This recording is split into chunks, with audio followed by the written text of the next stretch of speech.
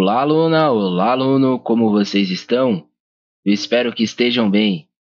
Sejam muito bem-vindos a mais uma aula do nosso curso de Modelagem de Dados UML, trazendo a vocês nesta aula mais um exercício prático para fazermos a quatro mãos relacionados a diagrama de estado ou a diagrama de estado de máquina, como vocês optarem. Desta vez, nós iremos fazer o desenho do diagrama de estado de máquina de uma forma um pouco diferente das anteriores. Eu quero mostrar mais uma das opcionais que vocês conseguem fazer, do que vocês conseguem aprimorar. Lembrando que este diagrama pode ser utilizado em conjunto com diagramas anteriores que nós já vimos ao decorrer do curso, tá? Primeira coisa que nós iremos fazer aqui no início da aula é vir em visualização. Primeira opção, formatar. E aqui ao menu do lado direito, nós vamos trocar para a opção de paisagem, para que nós tenhamos aqui a nossa folha de desenho, né? O nosso diagrama de forma horizontal. Então, a gente vai trabalhar de forma deitada, beleza? Bom, e aí o que nós vamos fazer aqui? Faremos um diagrama relacionado a vendas, no qual nós iremos ponderar não apenas os estados, mas as situações que ocorrem em cada um dos estados no qual for percorrendo para que uma venda seja realizada via sistema. Ou seja, qual informação um determinado objeto vai receber, qual informação esse objeto vai ter como ação.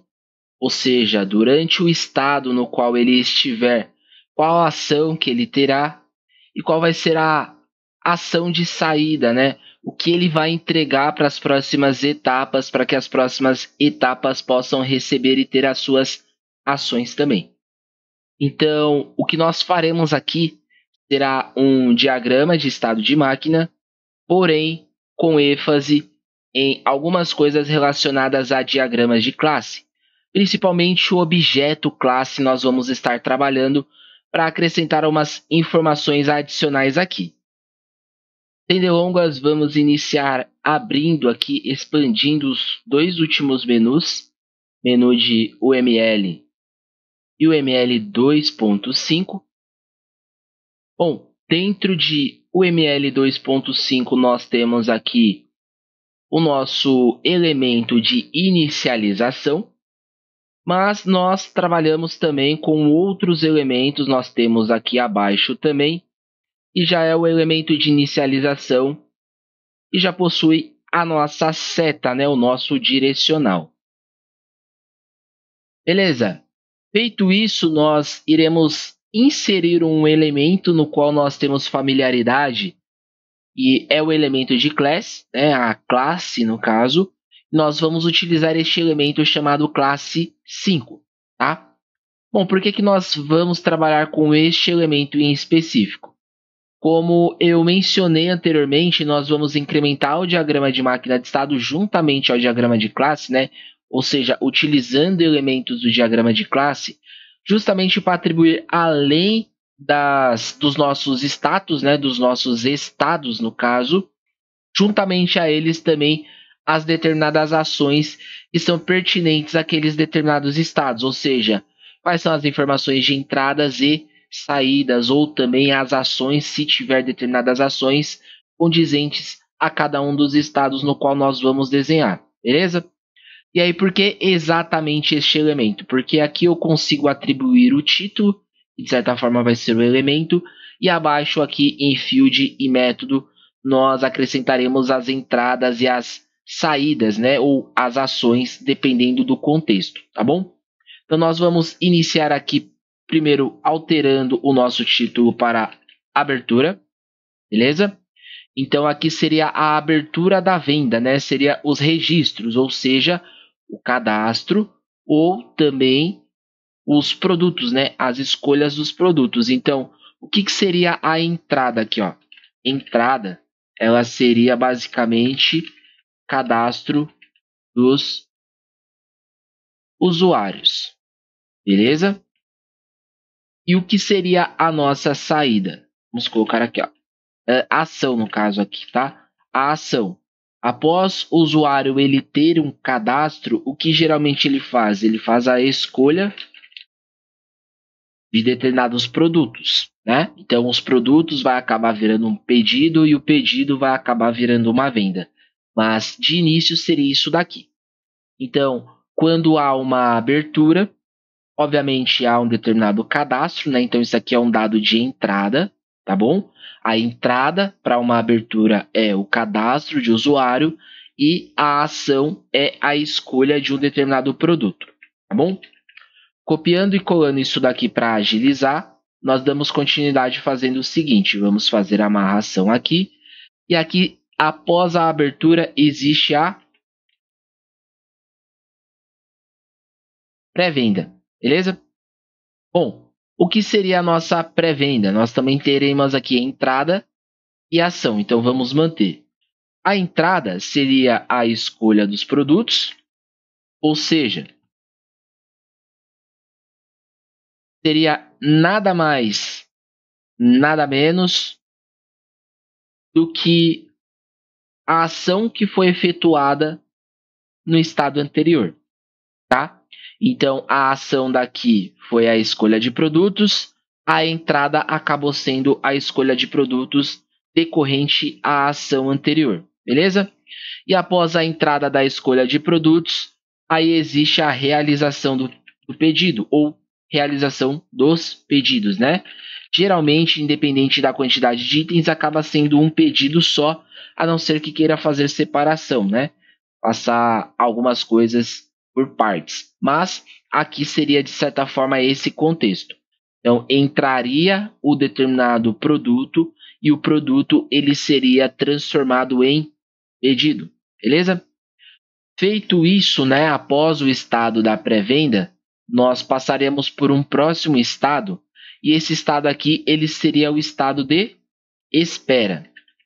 Bom, por que seria um estado de espera? Vamos entender o contexto aqui.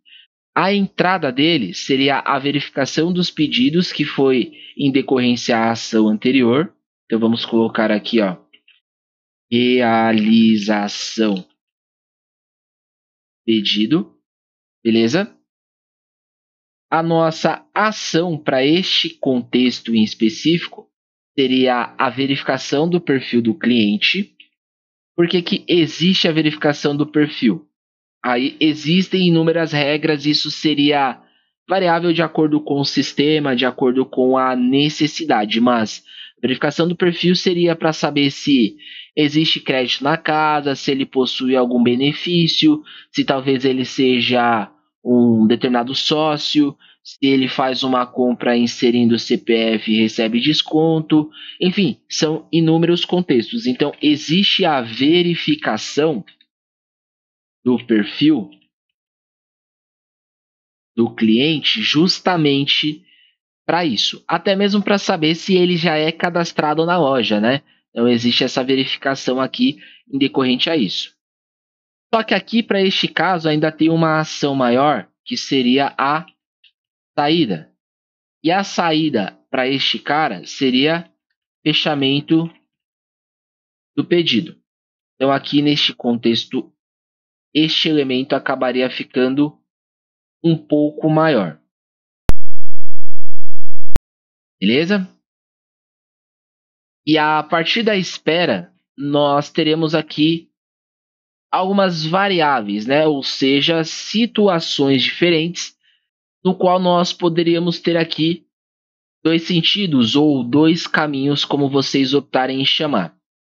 Bom, para este caso em específico, nós precisamos de um elemento no qual também já fizemos a utilização, também já estamos habituados, que é nada mais nada menos do que o elemento do garfo, né? Qual é o elemento do garfo? Beleza, nós poderemos pegar o elemento já pronto, pré-definido, mas existem muitos elementos aqui, talvez nós tenhamos aqui um pouco de dificuldade para encontrar, então eu vou optar em usar algum item diferente do que eu encontre aqui e a gente incrementa.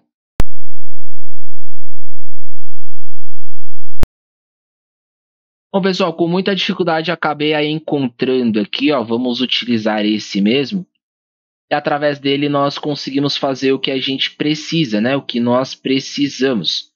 Então, eu vou fazer a amarração primeiramente da nossa ação de espera para este ícone, né? Que ele pode ser usado tanto para bifurcação quanto para unificação.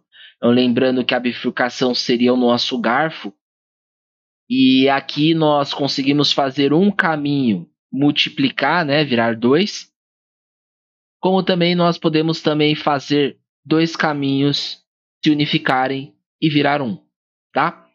Então, dando continuidade, vou copiar e colar o outro elemento aqui para não perdermos tanto tempo.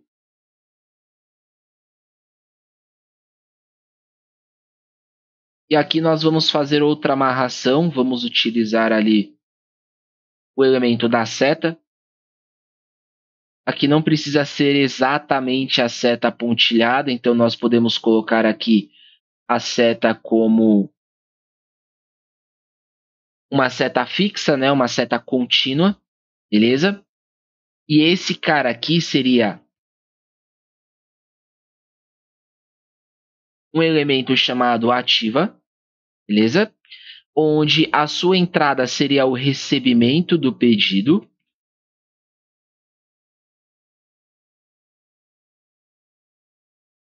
E a sua ação seria a informação de pagamento. Então aqui nós poderíamos colocar informar pagamento. Beleza? Bom, a entrada, como nós já entendemos aqui, ela seria justamente a ação decorrente ao estado anterior. Beleza? Então, quando nós temos aqui a realização do pedido, nós vamos acabar tendo aqui o recebimento do pedido. Beleza? Fora isso, nós também teríamos uma outra questão, e aí eu vou copiar este outro que vai acabar sendo melhor. E vai variar porque nós teríamos também uma ação, mas também nós teríamos uma saída. E este outro em específico seria chamado agregado. Então vamos colocar aqui como agregado. A entrada seria a sugestão de produtos. Então nós poderíamos colocar assim, ó, sugerir produtos, beleza? A ação seria a inclusão dos produtos sugeridos, inclusão de produtos, beleza? E o término seria o fechamento do pedido, beleza? Qual a diferença? Olha só. Se eu estou na ação anterior, que é decorrente à espera, e eu não quero fazer uma venda agregada, aqui mesmo eu teria o fechamento do pedido e eu entraria para o sentido esquerdo, onde seria informado que o pedido foi efetuado e seria necessário fazer a inclusão do pagamento, né? A solicitação de pagamento. Agora, se por um acaso eu estou aqui dentro da espera e decorrente à ação, eu aceito a venda agregada, eu pego determinados produtos que estão sendo sugeridos como uma venda casada, aí o fechamento do pedido ele acaba sendo aqui embaixo, por isso que os fechamentos eles acabam se repetindo, beleza? Então, o fechamento anterior ele se decorre justamente se sentir pelo lado esquerdo. E já o fechamento aqui é ignorado se ele aceitar a venda agregada, a venda casada, e o fechamento acaba sendo um passo após, tá bom? Bom, tendo a bifurcação, obviamente nós após aqui teremos a unificação. Então nós podemos pegar aqui essas mesmas setas para facilitar e ganharmos tempo.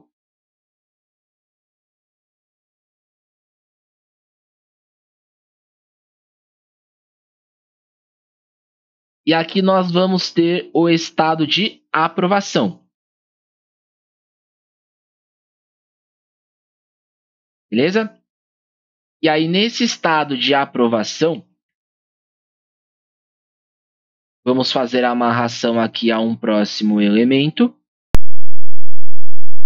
Vamos alterar o nome do elemento para aprovação, beleza?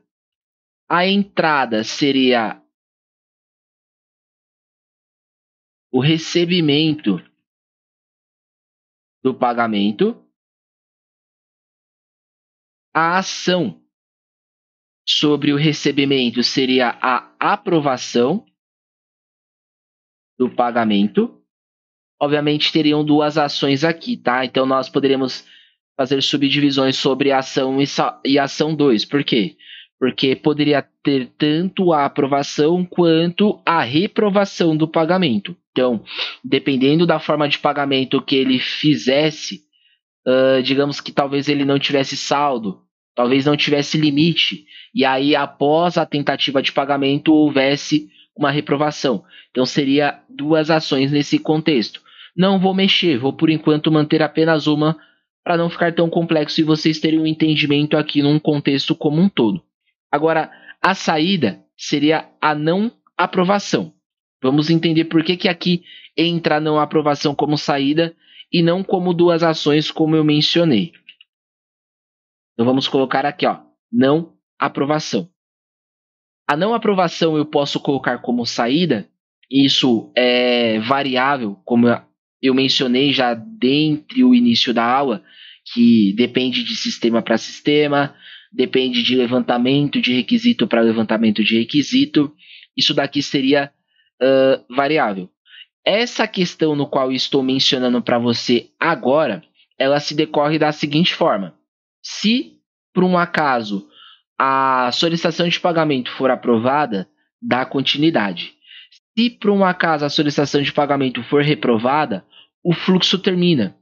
E aí, quando o fluxo termina, obviamente, vai ter de fazer todo o procedimento de tentativa de pagamento mais uma vez.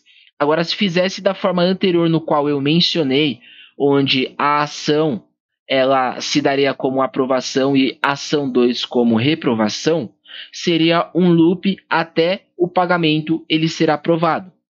E aí isso seria bem variável porque nós pensando no cotidiano, pensando realmente no dia a dia e em variedade de clientes, possa ser que o cliente ele só tenha um único cartão, então ele não consiga fazer várias tentativas, como possa ser que o cliente ele tenha vários cartões e aí ele consiga fazer várias tentativas. O contexto mais simplificado é pensando em uma generalização onde todo mundo só possui um cartão e se aquele cartão ele não está conseguindo aprovação de pagamento, não tem o porquê ficar no loop até ser aprovado. Então, por isso que a saída é a não aprovação e ali o fluxo ele encerra. Porque o fluxo encerrando aqui, a tentativa de pagamento pode ser de uma outra forma. Então, se talvez ele não conseguiu no débito, talvez ele tente de novo lá desde o início parcelando no crédito. Talvez ele solicite pagar via boleto ou talvez ele solicite um carnê. Enfim, depende do contexto. Mas aqui é mais para ilustrar quais são as formas que vocês poderiam fazer. E aí aqui, se o fluxo termina, nós obviamente vamos colocar o nosso elemento de término, beleza? E vamos amarrar. Então, se a saída for não aprovação, vai acabar morrendo o fluxo aqui e ele vai ter de repetir todas as etapas mais uma vez. Então, a etapa, obviamente, vai ser sistêmica, mas aí vai ser toda a verificação de produto, entrar na espera, verificar se ele vai querer ou não a venda casada, e aí sim para tentar fazer a aprovação mais uma vez daquele determinado pagamento, daquele determinado pedido. Beleza? Bom, feito isso, nós vamos ter o término. O término aqui, entre aspas, é a compra finalizada. Então, vamos colocar aqui, ó, finalização, tá bom? E a entrada vai ser o recebimento dos pedidos, né? Recebimento dos pedidos, beleza? E também o encerramento da compra, né? Então, nós vamos colocar aqui, ó, encerramento da compra, beleza? Então, vai receber os pedidos conforme o pagamento aprovado e o encerramento daquele determinado pedido vai ser efetuado, ou seja, a compra ela vai ser encerrada, beleza? E aí, após a finalização, nós vamos ter o fechamento. E aí, aqui sim, nós poderemos colocar como realmente fechamento, que é receber a lista de produtos, recebimento da lista de produtos, e a ação é a entrega do produto. Que seria o recebimento da lista dos produtos? Então, se nós formos no mercado, geralmente é a nota que sai após o pagamento. Se nós formos num depósito, pode ser 2 recebimentos de lista. Um exemplo, pode ser a nota do pagamento efetuado, como também pode ser um papel dos materiais que você tem a solicitação de retirada. Então, você comprou o cimento, você pagou pelo cimento. O cimento ele vai gerar uma nota de compra, aquela nota é a nota fiscal, mas geralmente eles também dão um papel no qual você vai com esse papel até o local da retirada do cimento, e aí os caras eles anotam que aquele determinado cimento foi retirado e entregam um cimento para você. Então, essa parte da entrega da lista pode ser variada também dependendo dos contextos. E aí, após aqui, o fluxo ele também termina. E aí nós finalizamos o nosso diagrama, beleza? Então, tirando o zoom aqui para nós termos um know-how um pouco maior, até que ficou um pouco extenso o diagrama, mas para nós vermos a arquitetura ela num contexto. Então, aqui este exemplo, tá? Esta aula, ela foi mais para mostrar a vocês como que dá para casar esse diagrama com outros tipos de diagramas que nós já utilizamos para incrementar informações se é necessário tê-las para uma apresentação ou talvez para um escopo de projeto, para um desenvolvedor olhar e etc, tá?